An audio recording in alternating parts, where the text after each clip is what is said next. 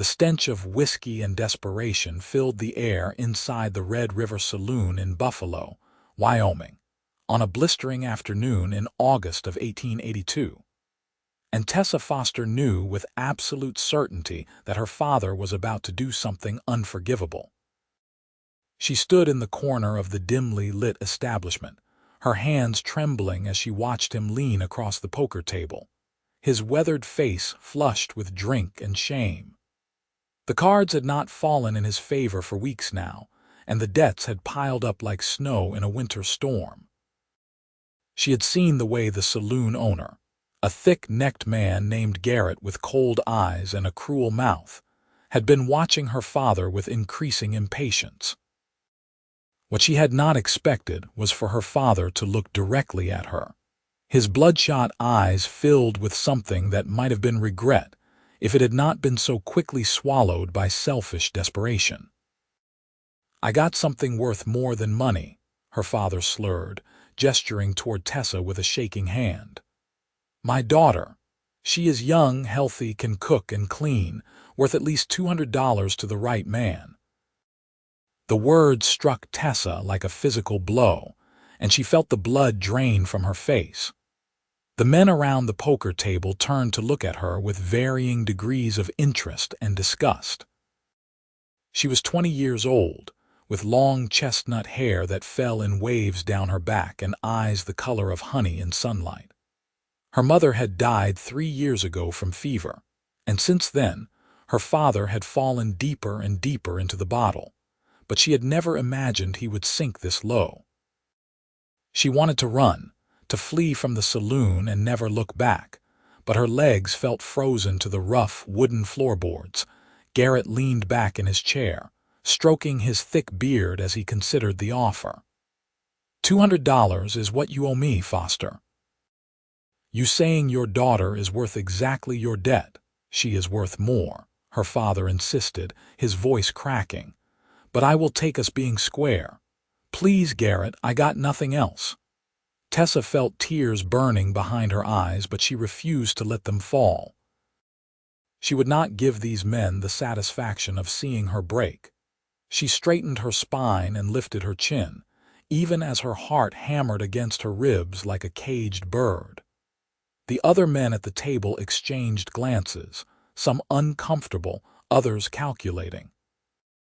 This was not the first time a man had tried to sell a family member to cover debts in the lawless territories, but it never sat right with decent folk. Then a voice cut through the thick tension in the room, deep and steady as bedrock. "I will give you $400 for her." Every head in the saloon turned toward the speaker. He stood near the bar, tall and broad-shouldered, with sun-bronzed skin and dark hair that brushed the collar of his worn shirt.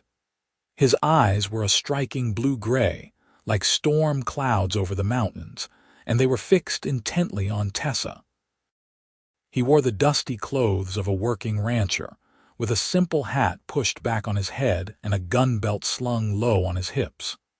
There was something in his expression that Tessa could not quite read, something that made her breath catch despite the horror of the situation. Garrett sat up straighter, his interest clearly piqued. $400. That is double what Foster owes me. You got that kind of money on you, Cowboy." The stranger stepped forward, his boots echoing on the floorboards. "Warren Ingram is my name, and yes, I have the money, but I have conditions." "Conditions?" Garrett laughed, a harsh sound. "You are buying damaged goods, Ingram. No need for conditions." Warren's jaw tightened, and Tessa saw his hand flex near his gun, though he did not draw it. "The girl comes with me, free and clear. No claims on her from Foster or anyone else in this town. You take the $400, Foster gets nothing but his debt cleared, and she walks out of here under my protection. Those are my terms." Tessa's father lurched to his feet, his chair scraping loudly. "Now wait just a minute. If you are paying $400, I should get the extra. You should get nothing but the mercy of having your debt cleared and your neck not stretched," Warren interrupted, his voice cold as winter steel. "You were willing to sell your own daughter to save your worthless hide." Be grateful I am offering you even this much." The tension in the room ratcheted up another notch, and Tessa saw several men shift nervously. Her father's face turned an ugly shade of red, but he seemed to recognize that he was in no position to argue. Garrett, however, was studying Warren with shrewd eyes. "Why would you pay double for her?" Garrett asked. "You got some special use in mind." Warren's expression did not change. "My reasons are my own. Do we have a deal or not?" Garrett considered for a long moment, then nodded slowly. "We have a deal, but I want to see the money first." Warren reached into his vest and pulled out a leather pouch. He counted out the money with steady hands, placing the bills and coins on the table in neat stacks. Tessa watched in numb disbelief as her life was quite literally bought and paid for in front of her eyes. She should have felt more, she thought distantly. She should have been screaming or fighting or doing something other than standing frozen like a statue. But shock had settled over her like a heavy blanket, muffling everything. When the money was counted and verified, Garrett swept it into his own pouch with a satisfied grunt. "Pleasure doing business with you, Ingram. The girl is yours." Warren turned to look at Tessa, and she met his eyes for the first time directly. She expected to see the same calculating coldness she had seen in the other men, but instead, she found something that looked almost like compassion. He crossed the room to her in a few long strides and spoke in a low voice meant only for her ears. "Miss, I know this is frightening and confusing, but I need you to trust me right now. We are going to walk out of here together, and I am going to take you somewhere safe. I am not going to hurt you. Do you understand?" Tessa's throat was too tight to speak, so she simply nodded. Warren held out his hand to her, and after a moment's hesitation, she placed her trembling fingers in his calloused palm. His grip was warm and steady, and despite everything, she felt a small measure of comfort in it. "Do you have any belongings you need to collect?" Warren asked. Tessa found her voice, though it came out as barely more than a whisper. "At the boarding house, 2 streets over. Then that is where we will go first." Warren turned to address the room at large, his voice carrying clear authority. "If anyone has a problem with this transaction or tries to interfere with us leaving, they will answer to me. Are we clear?" No one spoke up, though Tessa saw her father slumped in his chair, unable to even meet her eyes. She felt a surge of anger so strong it momentarily cut through the shock. He had sold her. Her own father had sold her like livestock to pay for his drinking and gambling. Whatever love she had once held for him withered and died in that moment, leaving only bitter ashes behind. Warren guided her toward the door, keeping himself between her and the other patrons. As they stepped out into the bright afternoon sunlight, Tessa blinked against the sudden glare. The heat hit her like a wave, but it felt cleaner than the stale air inside the saloon. Her legs felt unsteady, and Warren seemed to notice because he slowed his pace to match hers.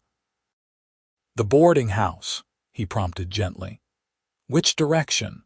Tessa pointed with a shaking hand, and they began walking.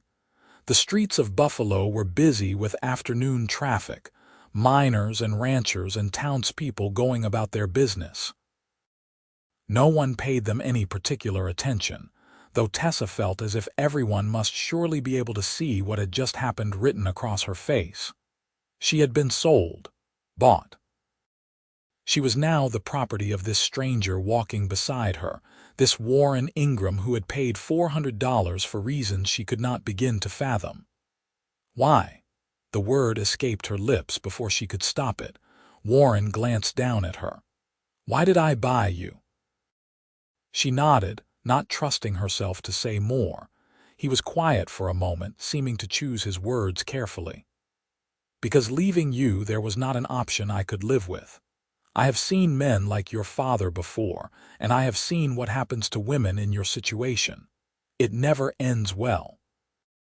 "But $400, Tessa said, her voice gaining a bit of strength. "That is a fortune. You could have just paid my father's debt and walked away." "I could have," Warren agreed. "But then Foster would have just sold you to someone else the next time he needed drinking money. This way, you are free of him for good." They reached the boarding house, a 2-story wooden structure with peeling paint and a sagging porch. Tessa led Warren up the narrow stairs to the small room she had been renting since her father had lost their homestead to his creditors 6 months ago. It was barely large enough for a bed and a small chest, but it had been hers. She gathered her few possessions quickly: 2 changes of clothes, a brush, a small bundle of letters from her mother, and a worn Bible. Everything she owned fit into a single canvas bag. Warren waited patiently by the door, not intruding on her small space. When she was finished, she turned to face him, bag clutched in her hands. "What happens now?" she asked, hating how small her voice sounded. "Now I take you home," Warren said simply. "I have a ranch about 10 miles outside of town. It is not much, but it is clean and safe. You will have your own room, and you will not be bothered." Tessa searched his face for any sign of deception, but found none. "You expect me to believe you paid $400 out of the goodness of your heart?" A ghost of a sad smile crossed Warren's features. "I expect you to be cautious and suspicious, because any woman with sense would be after what you have been through." "But yes, Miss Foster, that is exactly what I am asking you to believe. I made that choice because I have a sister." "Had a sister," he corrected himself, and Tessa saw a flash of old pain in his eyes. "She was in a similar situation once, and I was not there to help her. This time I could help. So I did." The simple honesty in his words made something crack in Tessa's carefully maintained composure. A sob rose in her throat, and she tried to choke it back, but it was no use. The tears she had been holding back came in a rush, and she found herself crying for the first time since her mother's death. She cried for her lost innocence, for her father's betrayal, for the future she had once imagined that was now gone forever. Warren did not try to touch her or comfort her with empty words. He simply stood there, a solid presence, and gave her the space to fall apart. When the storm of tears finally subsided, Tessa wiped her face with the back of her hand, feeling embarrassed and exhausted. "I am sorry," she mumbled. "You have nothing to apologize for," Warren said firmly. "You have earned those tears and more, but we should get moving before your father or Garrett change their minds about our arrangement." Tessa nodded and followed him back down the stairs. Outside, Warren led her to where a sturdy bay horse was tied to a hitching post. He secured her bag to the saddle, then turned to her. "Have you ridden before?" "Yes," Tessa said. "My mother taught me when I was young." "Good, it will make the journey easier." Warren untied the horse and swung himself up into the saddle with practiced ease. He held out his hand to her. "Up you come." Tessa hesitated only a moment before taking his hand and letting him pull her up behind him. It felt strange to be so close to a man she did not know, to have her arms wrapped around his waist as they rode, but she forced herself to relax. He had been nothing but kind to her so far, and if he had wanted to harm her, he had already had ample opportunity. They rode out of Buffalo at a steady pace, following a well-worn trail that wound through the dusty landscape. The Bighorn Mountains rose in the distance, their peaks still capped with snow even in late summer. The land here was harsh but beautiful, wide open and wild in a way that made Tessa's heart ache. She had lived in Wyoming her whole life, but she had rarely traveled far from town. Warren did not try to make conversation as they rode, for which Tessa was grateful. She needed time to think, to process what had happened and what it might mean for her future. She was no longer her own person, she realized with a jolt. Warren owned her, at least in the eyes of the law. He could do whatever he wanted with her, and no one would stop him. The thought made her stomach turn, but she forced herself to breathe slowly and stay calm. Panicking would not help anything. The sun was beginning to lower in the sky when Warren finally spoke. "We are almost there, just over that rise." Tessa looked where he was pointing and saw a cluster of buildings nestled in a valley. As they drew closer, she could make out a modest ranch house, a barn, a stable, and several smaller outbuildings. Cattle grazed in fenced pastures, and she could see chickens scratching in the dirt near the house. It was clearly a working ranch, well-maintained and prosperous by frontier standards. Warren guided the horse up to the house and dismounted, then helped Tessa down. Her legs felt stiff from the ride, and she stumbled slightly. Warren steadied her with a hand on her elbow. "You will want to stretch and rest," he said. "It has been a long day." That was an understatement if Tessa had ever heard one.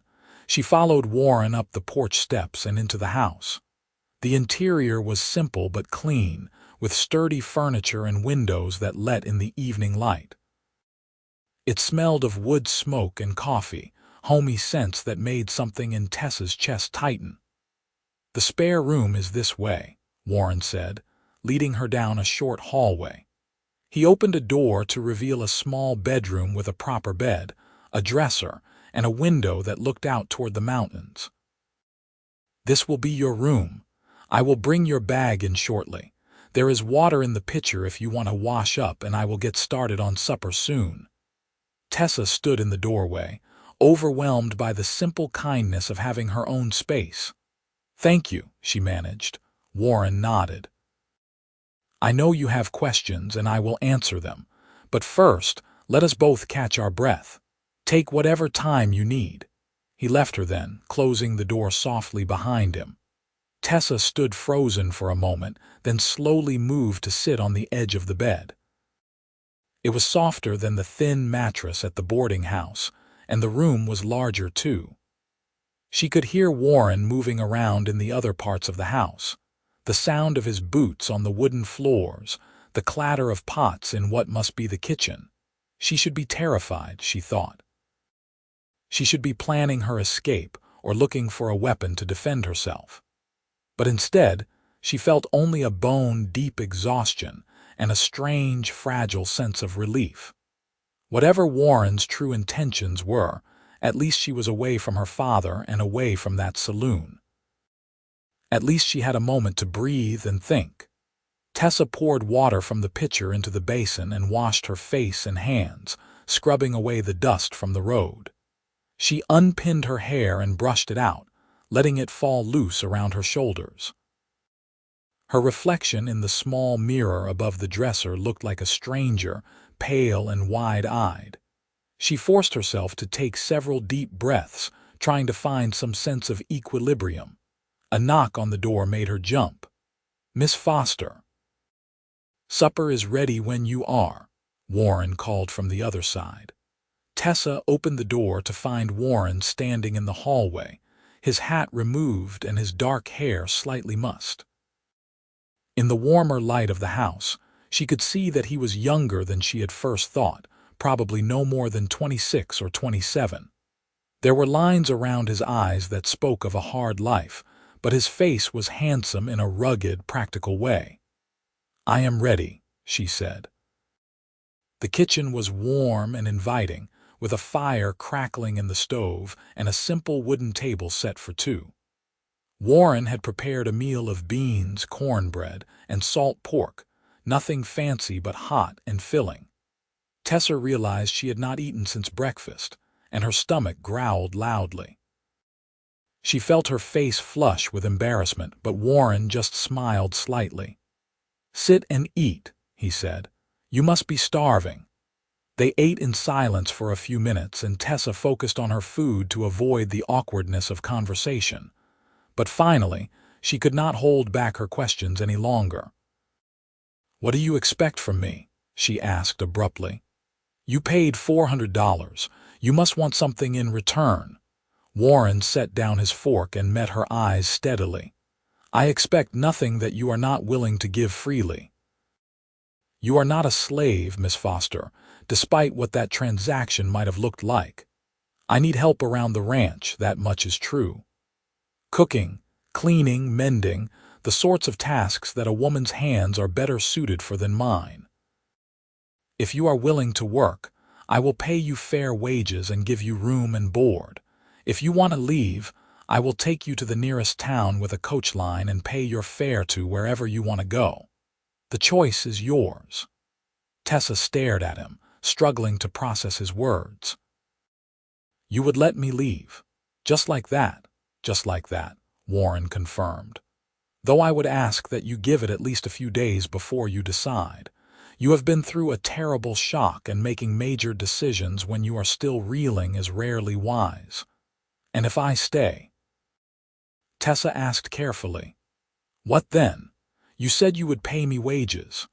$20 a month plus room and board, Warren said. That is fair pay for a ranch hand, and the work you would be doing is just as valuable. You would be free to come and go as you please, though I would appreciate notice if you decide to leave permanently so I can make other arrangements. It was more than fair. It was generous to the point of being suspicious. Tessa frowned. Why are you being so kind to me? You do not know me. For all you know, I could rob you blind in the night and run off. Warren leaned back in his chair, studying her. Could you? What? Could you rob me and run off? Where would you go?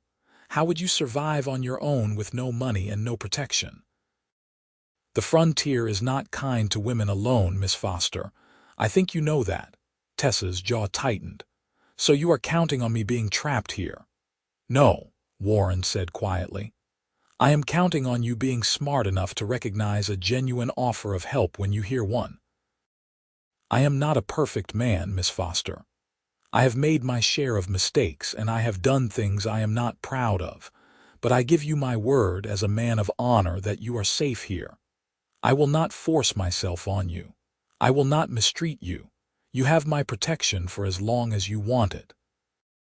There was something in his voice, a weight of sincerity that made Tessa want to believe him, but trust was a fragile thing, and hers had been shattered today. I need time to think, she said finally. Take all the time you need, Warren replied. In the meantime, eat. You will feel better with food in your belly. They finished the meal in a more comfortable silence, and afterward, Warren showed Tessa where supplies were kept and explained the layout of the ranch. He introduced her to the few ranch hands who lived in the bunkhouse, grizzled older men who tipped their hats respectfully, but kept their distance. It was clear that Warren ran a tight operation and expected his men to behave like gentlemen.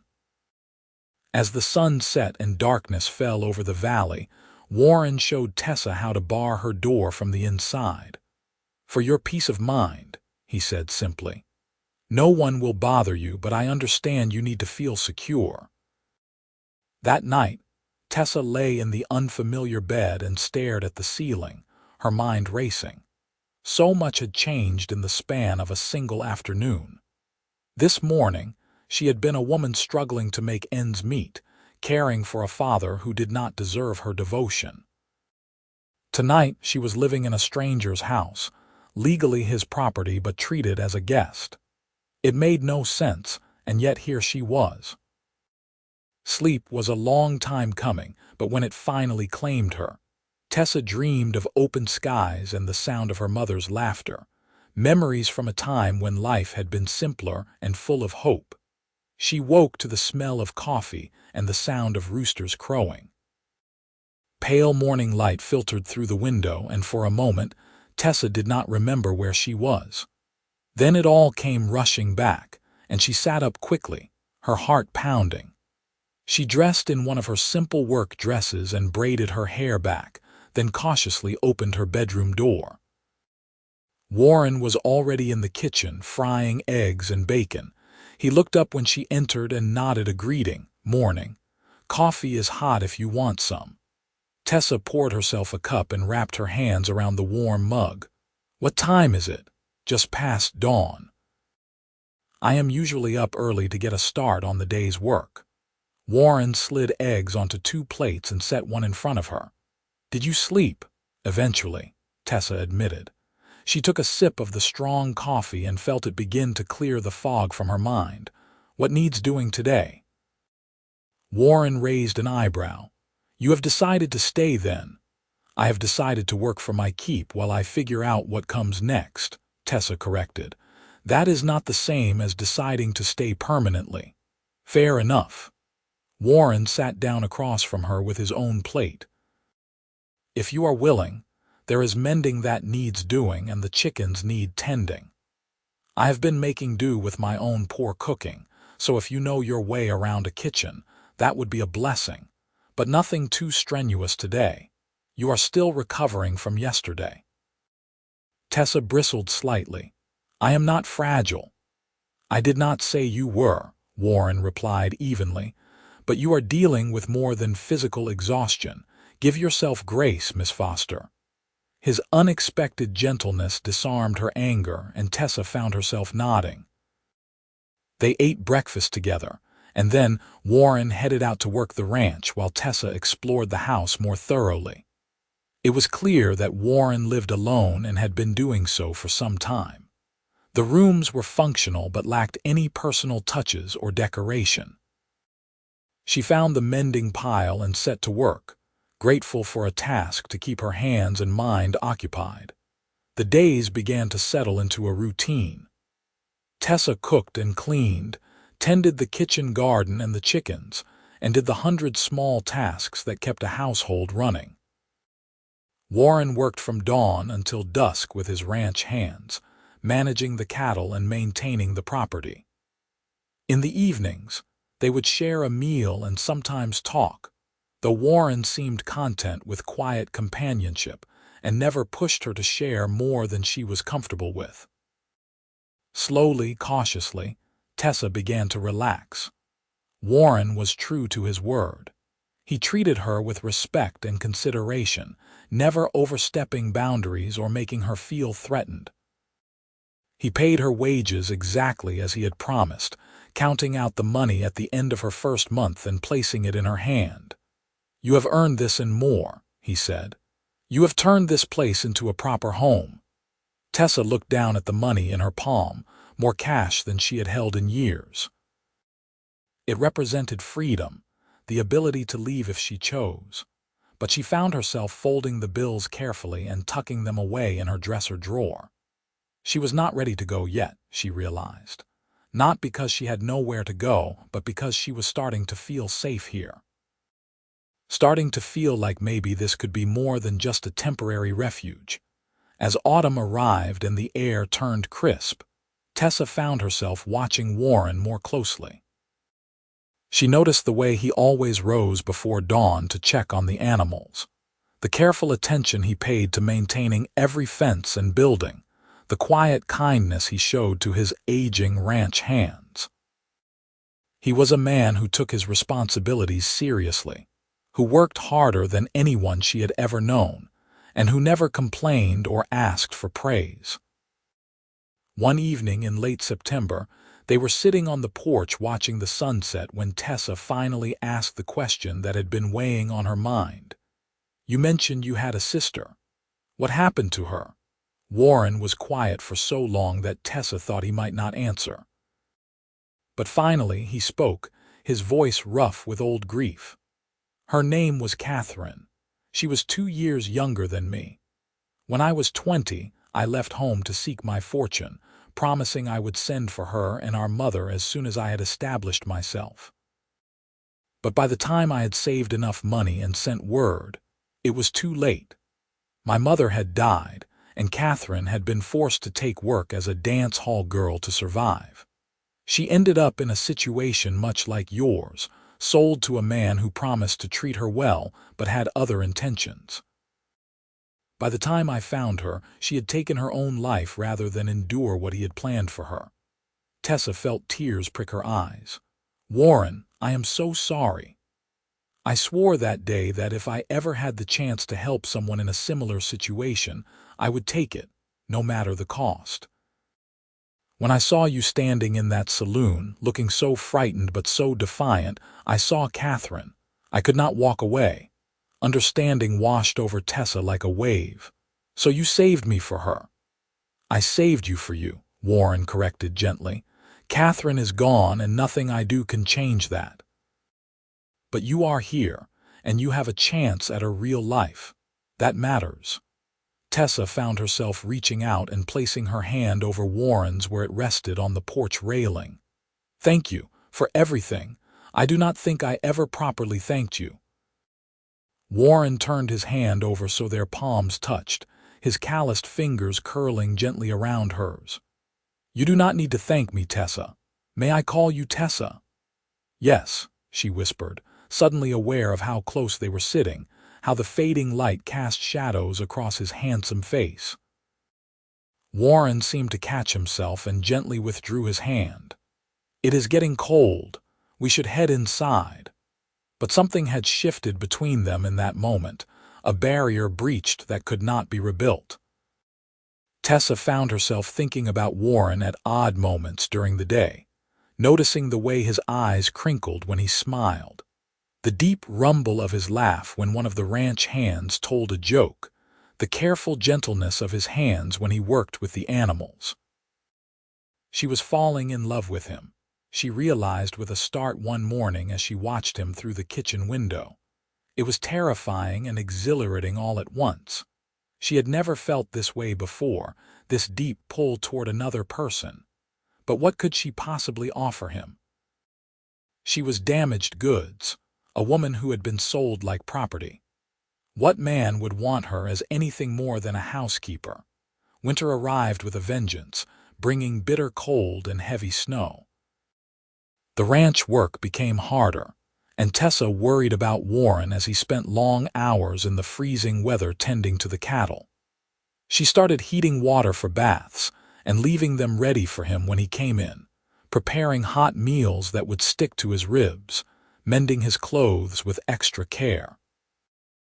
One particularly brutal evening in December, Warren came in from the cold looking utterly exhausted. Ice clung to his beard and eyebrows, and his hands were shaking from the cold despite his heavy gloves. Tessa took one look at him and sprang into action. "Bath water is ready," she said firmly. "Go warm yourself up before you catch your death." Warren was too tired to argue. After he had bathed and changed into dry clothes, he collapsed into the chair by the fireplace. Tessa brought him a bowl of stew and a mug of whiskey-laced coffee, then knelt to pull off his boots. Warren protested weakly, but she ignored him. "You take care of everyone else," she said. "Let someone take care of you for once." Warren looked down at her, his storm-gray eyes soft in the firelight. "You are too good to me, Tessa." "I am exactly as good to you as you have been to me," Tessa replied. She set his boots aside and stood, suddenly very aware of his gaze on her. "Eat before it gets cold." But Warren caught her hand as she turned to leave. "Tessa, wait." She paused, her heart hammering. "Yes. I need to tell you something, and I do not want you to feel obligated or pressured in any way, but I cannot keep it to myself any longer." Warren took a deep breath. "These past few months with you here have been the happiest I have known in years. You have brought light and warmth into this house, into my life. I find myself looking forward to seeing you each morning and dreading the thought that someday you might leave. I think I am falling in love with you, Tessa Foster, and I needed you to know." Tessa's breath caught in her throat. "Warren, you do not have to say anything," Warren said quickly. "I know the circumstances of how you came here were terrible, and I do not want you to think I expect anything from you because of what I paid. Your feelings are your own, and I will respect whatever they are." "Warren, stop," Tessa said, a laugh bubbling up through her shock. "Let me speak." He fell silent, watching her with an expression of hopeful anxiety that made her heart swell. "I have been falling in love with you too," Tessa confessed. "I tried not to. I told myself it was just gratitude or dependence, but I cannot deny it anymore." When I wake up in the morning, the first thing I think about is seeing you. When you are out working in the cold, I worry about you constantly. I have never felt this way about anyone, and it terrifies me." "Why does it terrify you?" Warren asked softly. "Because I am not whole," Tessa said, her voice breaking. "I am a woman who was sold for whiskey money. I am damaged and used," and Warren stood abruptly, cutting off her words. He cupped her face in his large, warm hands, forcing her to meet his eyes. "You are none of those things. You are strong and brave and beautiful. What happened to you was not your fault, and it does not define you. Do you hear me?" Tears spilled down Tessa's cheeks, but they were tears of relief rather than sorrow. "I hear you." "Good." Warren brushed his thumbs gently across her cheekbones, wiping away her tears. "Because I mean every word. You are worthy of love, Tessa, my love, if you will have it." Instead of answering with words, Tessa rose up on her toes and pressed her lips to his. The kiss was soft and sweet, tentative at first, then deepening as Warren wrapped his arms around her and pulled her close. Tessa felt something inside her chest crack open, all the fear and shame she had been carrying since that day in the saloon flooding out and being replaced by warmth and hope and love. When they finally broke apart, both breathing hard, Warren rested his forehead against hers. "I want to do this right, Tessa. I want to court you properly, marry you properly, build a life with you properly. Will you let me?" "Yes," Tessa whispered. "Yes to all of it." The winter months passed in a blur of happiness.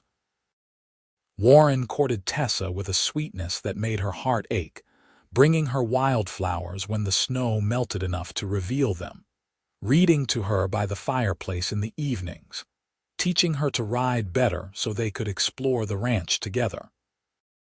They kept their relationship chaste, Warren insisting that he wanted to wait until they were properly married before taking things further. "You deserve to be treated with honor," he told her when she questioned his restraint. "I will not have anyone, including you, think I bought you for improper purposes." In March of 1883, Warren rode into Buffalo and returned with the circuit preacher, a cheerful man with a booming voice who was delighted to perform a wedding ceremony. Tessa wore a new dress that Warren had commissioned from the seamstress in town, a simple but beautiful garment in soft blue that made her eyes shine. The ranch hands served as witnesses, and afterward, they all celebrated with a feast that Tessa and Warren had prepared together. That night, as man and wife, Warren carried Tessa over the threshold of the bedroom they would now share. He set her down gently and cupped her face in his hands, his eyes searching hers. "Are you certain you want this?" he asked. "We can wait longer if you need to." "I have never been more certain of anything," Tessa assured him. "I love you, Warren Ingram. I want to be your wife in every way." Their lovemaking was tender and careful, Warren taking his time to ensure Tessa's comfort and pleasure. She had been nervous, afraid that the experience would bring back memories of her father's betrayal and the way she had been treated as property. But Warren's gentleness and obvious love banished those fears. In his arms, she felt cherished and safe and whole. Afterward, they lay tangled together under the quilts, listening to the wind howl outside while the fire crackled in the hearth. Warren stroked Tessa's hair, his touch soothing and loving. "I was thinking," he said quietly, "once spring fully arrives, we should take a trip to Cheyenne. There are some supplies we need that we cannot get in Buffalo, and I thought you might enjoy seeing the city." "I have never been to a real city," Tessa admitted. "That sounds wonderful. We could also see a lawyer while we are there," Warren continued. "Make sure all the paperwork is in order regarding your freedom. I want there to be no question in anyone's mind that you are my wife by choice, not by purchase." Tessa's eyes filled with tears. "You think of everything." "I think of you," Warren corrected, pressing a kiss to her forehead. "Always." Spring arrived in a rush of green growth and newborn calves. The ranch thrived under their combined efforts, and Tessa discovered she had a talent for managing the financial side of the operation. She took over the books and correspondence, freeing Warren to focus on the physical labor he excelled at. They made a good team, complementing each other's strengths and supporting each other's weaknesses. True to his word, Warren took Tessa to Cheyenne in late April. The city was bigger and busier than anything Tessa had ever experienced, full of noise and people and endless activity. They stayed in a proper hotel, ate at restaurants, and visited shops that sold goods from back east. But the most important stop was at the lawyer's office, where Warren had legal documents drawn up confirming Tessa's status as a free woman and his legal wife. "No one will ever be able to claim you or sell you again," the lawyer assured her as she signed the papers. "You are fully autonomous in the eyes of the law." The relief Tessa felt was overwhelming. She had not realized how much the fear of someone coming to reclaim her had been weighing on her until it was lifted. On the train ride back to Buffalo, she sat close to Warren, her hand in his, and watched the landscape roll by with a sense of peace she had never known. "Thank you," she said softly. Warren squeezed her hand. "For what?" "For giving me my life back, for loving me, for everything." "You do not need to thank me for loving you," Warren said, his voice warm. "That is the easiest thing I have ever done." Summer brought long, hot days and the hard work of haying and tending to the growing herd. Tessa discovered in late June that she was pregnant, and the news filled them both with joy and a little trepidation. They had talked about children, of course, but the reality of it was both thrilling and terrifying. "What if I am not a good mother?" Tessa worried one evening as they sat on the porch watching the sunset. "What if I cannot protect our child the way a mother should?" "You will be a wonderful mother," Warren said firmly. "You have the biggest heart of anyone I know, and you are the strongest person I have ever met. Our child will be lucky to have you." "And you," Tessa added, leaning against his shoulder. "They will be lucky to have you as a father." Warren wrapped his arm around her, his hand resting protectively on her still flat stomach. "I will do everything in my power to give our children a better life than we had. They will never know hunger or fear or abandonment. I swear it." Tessa believed him. She had learned over the past year that when Warren Ingram gave his word, he kept it, no matter the cost. The pregnancy progressed smoothly through the summer and into the fall. Tessa continued to work around the ranch, though Warren fretted constantly about her overdoing it.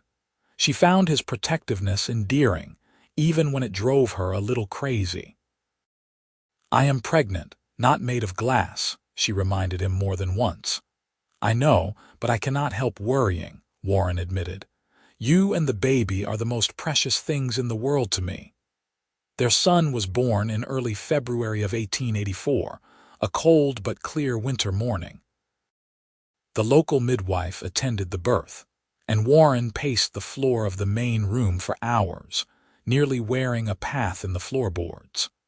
When the midwife finally emerged to tell him he had a healthy baby boy, Warren rushed into the bedroom. Tessa lay exhausted but glowing in the bed, their son cradled in her arms. He had a shock of dark hair, and his eyes, when they briefly opened, were the same blue-gray as his father's. Warren approached slowly, as if afraid to break the spell, and sank down on the edge of the bed. "He is perfect," Warren breathed. "You are amazing, Tessa. I am in awe of you." "Would you like to hold your son?" Tessa asked, her voice tired but full of love. Warren took the baby carefully, as if he were handling the most fragile piece of glass in the world. The infant made a small sound and seemed to settle into his father's arms. Warren's eyes filled with tears, and Tessa felt her own eyes welling up in response. "Hello, little one," Warren murmured.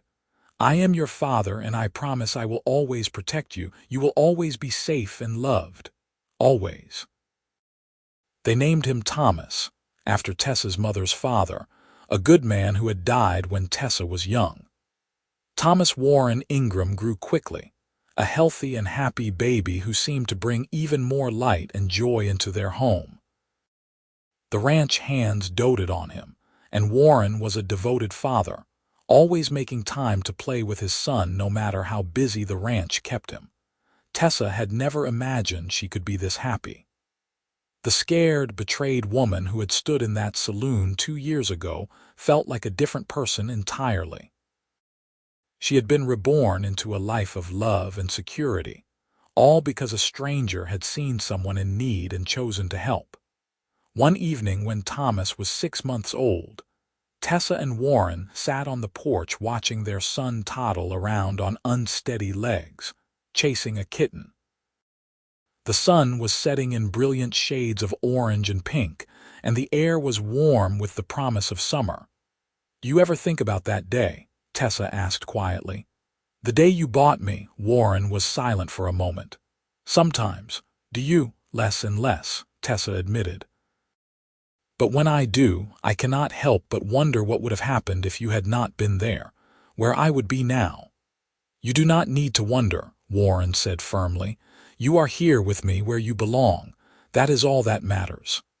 "I used to think I would never forgive my father," Tessa said, "for what he did. But lately, I find I cannot hold onto that anger anymore. If he had not made that terrible choice, I would never have found you. I would never have known what real love feels like." Warren reached over and took her hand. "Are you saying you have forgiven him?" "I am saying I am trying to," Tessa said. "Not for his sake, but for mine, and for Thomas. I do not want to pass that bitterness down to our son. I want him to grow up knowing only love and forgiveness." "You are a better person than I am," Warren said softly. "I do not think I could be that gracious." "You saved my life," Tessa reminded him. "That is grace in its purest form." They sat in comfortable silence for a while longer, watching their son play and the sun sink lower in the sky. Tessa felt a deep contentment settle over her, a sense of rightness and home that she had never known before. This was her life now. This beautiful ranch, this good man, this precious child. Everything she had endured, all the pain and fear and betrayal, had led her here. And she would not change a single moment of it if it meant she got to keep this. Time continued its steady march, bringing changes and challenges but also joy and growth. A daughter, Alice, was born in the spring of 1886, a small and serious baby who looked like her mother. 2 years later, another son, Daniel, joined the family, completing their brood.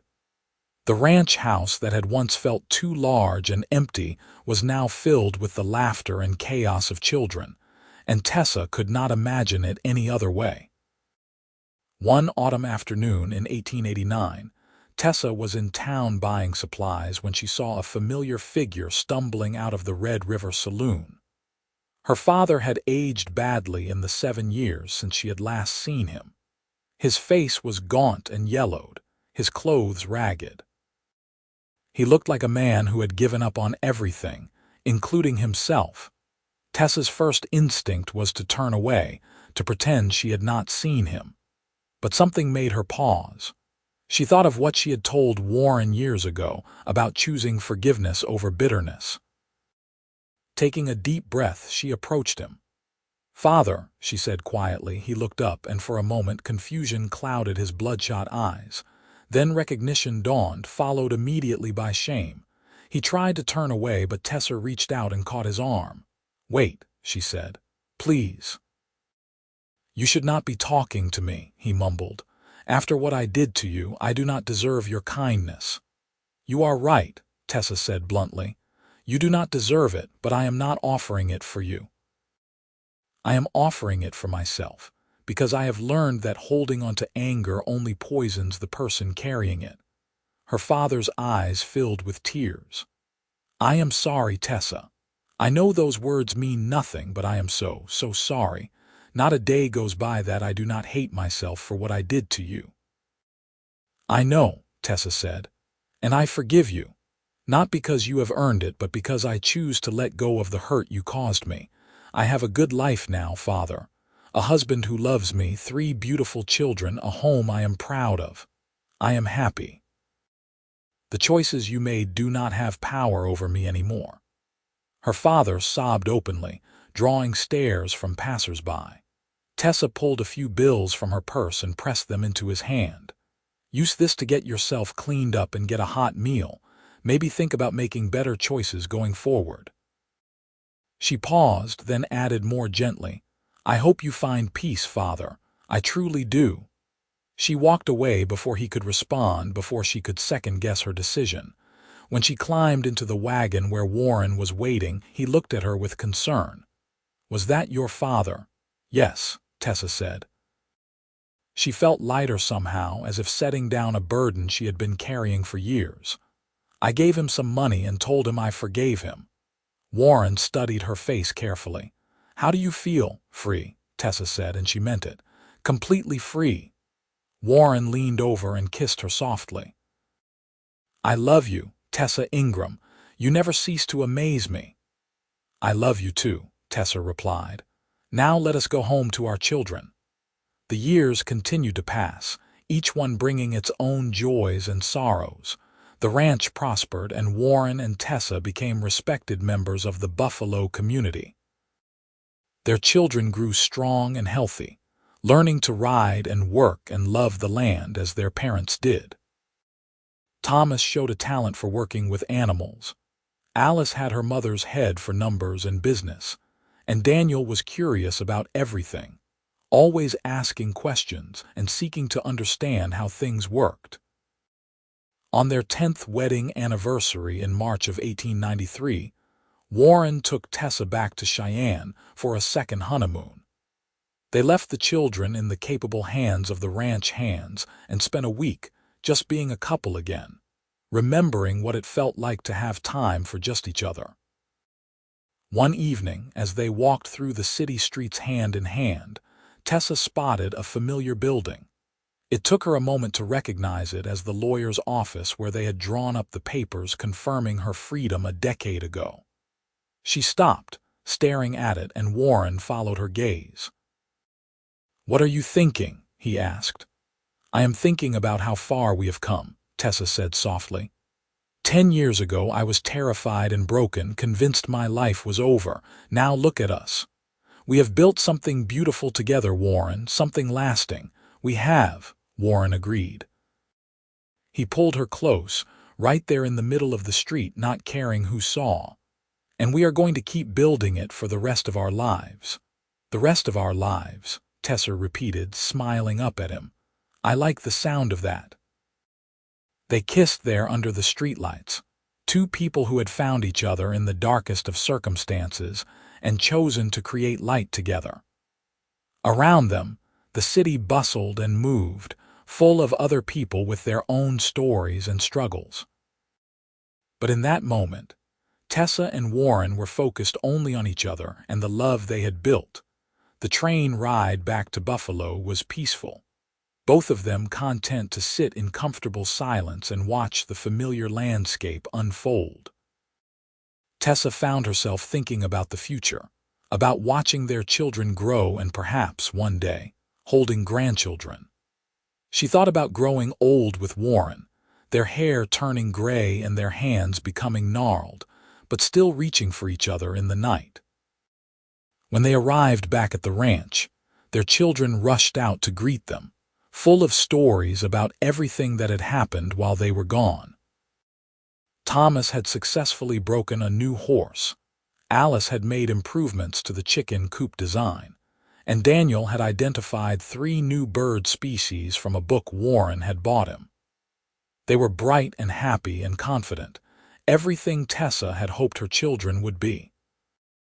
That night, after the children were asleep, Tessa and Warren sat together in the main room. A fire crackled in the hearth, warding off the last of the winter chill. Warren had his arm around Tessa, and she leaned into his warmth, feeling utterly content. "I have been thinking," Warren said after a while, about expanding the ranch, maybe buying the adjacent property that is coming up for sale. We could build a house there for Thomas when he is old enough to start his own family. That is a wonderful idea, Tessa said. Though I hope we have a few more years before we have to think about our babies starting families of their own. Warren chuckled. They will always be our babies, no matter how old they get. True enough. Tessa tilted her head to look up at him. Have I told you lately how grateful I am for everything you have given me? You do not need to be grateful, Tessa. I am the one who is grateful. You have given me everything I never knew I needed. A family, a real home, a reason to get up every morning beyond just survival. You saved me just as much as I saved you. Tessa felt tears prick her eyes, but they were happy tears. We saved each other, she said, and we built something incredible in the process. The seasons turned, bringing 1894 and then 1895. The ranch continued to thrive, and the Ingram family became a fixture in the community. Tessa was known for her charitable work, often taking food to families in need or organizing fundraisers for the church. Warren served on the town council, using his practical wisdom to help guide Buffalo's growth. Their children were well-liked and respectful, raised with the values of hard work and compassion. On a warm summer evening in June of 1895, the entire family gathered on the porch to watch a thunderstorm roll in across the plains. Thomas was 17 now, tall and broad-shouldered like his father. Alice was 9, all sharp intelligence and quick wit. Daniel, at 7, still had the endless curiosity of youth. They sat together, the children peppering their parents with questions about lightning and weather patterns, and Tessa felt her heart swell with love. This was what she had been saved for, she realized. Not just to survive, but to thrive. Not just to escape a terrible fate, but to build a beautiful life. The woman she had been in that saloon 13 years ago would not believe this was possible. But Tessa had learned that anything was possible with love and determination, and the courage to trust in goodness. Later that night, as she and Warren prepared for bed, Tessa caught her reflection in the mirror. She was 33 years old now, no longer the frightened girl who had been sold for whiskey money. Lines had appeared at the corners of her eyes, testaments to years of laughter and squinting in the sun.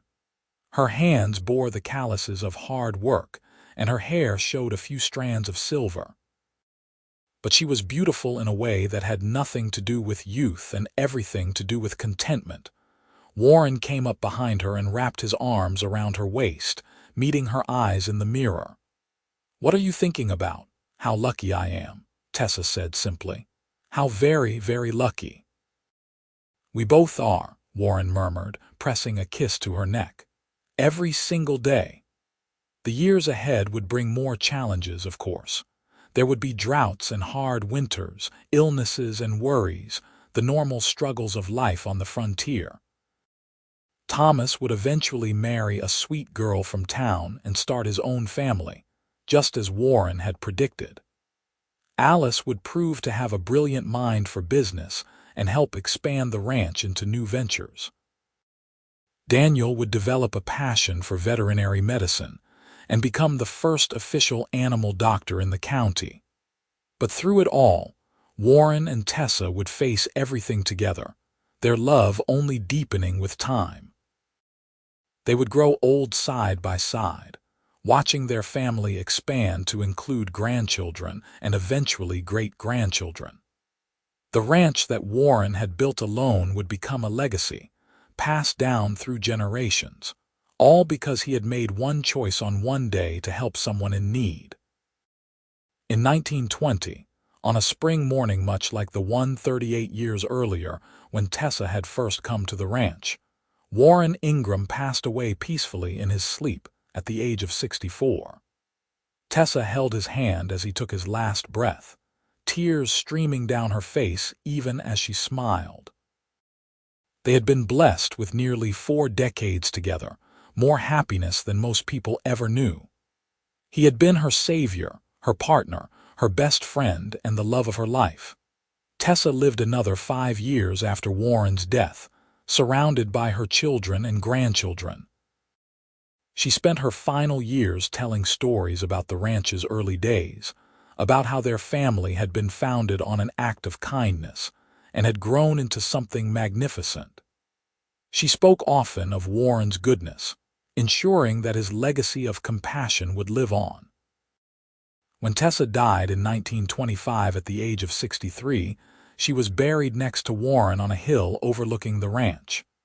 Their headstones were simple, but bore an inscription that their children had chosen carefully. 2 souls, saved by love.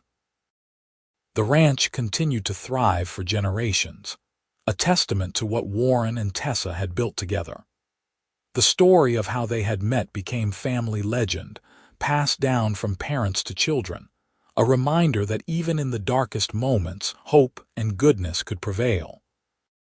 The woman who had been sold for whiskey money had become the matriarch of a family dynasty, all because one cowboy had seen past her circumstances to the person she truly was.